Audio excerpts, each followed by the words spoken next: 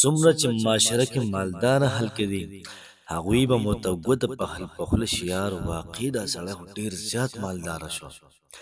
هر سړی به کوشش کوي چې تعلقات به راسره سازي، هر سړی به کوشش کوي چې رشته به درکېدله، هر سړی به کوشش کوي چې ستاسو نه رشته وکړي، هر سړی به کوشش کوي تا لږ عزت درکړي. ځکه نن سبا د خلکو سترګې محترمو د سپینې شوي دي او خلکو ته انسان اړو انسان ښکاري نه، صرف ورته پیسې ښکاري.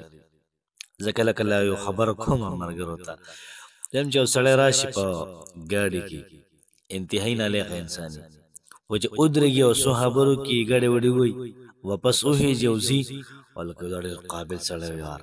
بل یو سړی به راشي انتهایي قابل ترین به وي، به دی په سایکل راشي یا به دی پیاده راشي، خو چې څه خبرې کوي نو څوک توجه نه ورکوي. نو عجیبه غوندې دنیا ده، عجیبه حساب کتاب دی. د دې وظیفې په برکت باندې مالداره نه مالداره خلک به ستا پوله راځي. د رشتې انتظام په ښه طریقې سره به کېږي، ځکه چې مالداره شوي نو هر سړی به کوشش کوي تاسو رشته وکړي، هر سړی کوشش کوي چې ستا لور وکړي خور وکړي، هر سړی کوشش کوي چې ستاسو کور کې دا رشته درکړي. دومره بهترین او پاورفل عمل له محترمو. دغه رنګې د ټول نه لویه پیدا محترمو دا شوله ستاسو بچي سبق وایي، هلکان دي جنکۍ دي، تاسو په خپل کور کې ښځې دي. نو چې کوم کور کې څوک د سورة الحشر تلاوت کوي دا سړی به کن ذهنه نه وي، ذهن به تیزیږي، ذهن به د کمپیوټر په شان د محترمو دا به تیزي. نو سورة الحشر ډېر زیات بهترین ډېر زیات عظیم شان صورت دی. او بیا یو ناشنا پیدا بله وره کم چې د سورة الحشر آخري 3 آیتونه دي، هو الله الذي لا اله الا هو تر آخره پورې، دا چې څوک ماښام وایي او دا چې څوک سهار یو پېره ووایي، او 1000 فرشتې به د سهاره پورې ورته دعا کوي، او 1000 پېرې به د سهار نه واله ماښام پورې بنده ته دعا کوي. که چېرته به دې شپه کې مړ شو شهید، که چېرته به دې ورځ کې مړ شو شهید، نور د خدای نه څه غواړئ.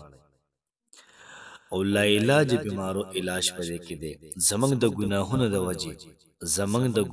د وجې الله پاک موږ باندې داسې داسې بیمارۍ رالیږي چې ډاکټران په هغې نه پوهېږي او یې سر علاج ته نشته دی.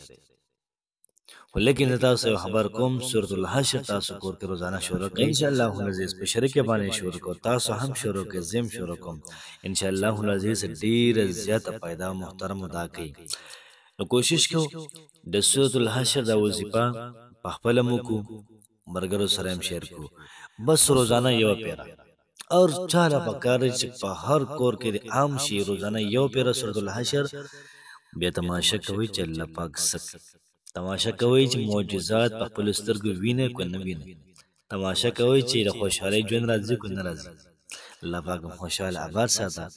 الله پاک د ستاسو تمام وظیفې دا قبوله کړي، په کوم نیت باندې لګئ، په کوم مقصد باندې لګئ، الله پاک د ستا هر قسم مسله دا ختمه کړي.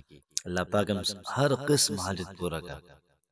خوشحاله آباد اوسئ. السلام علیکم ورحمة الله وبرکاته.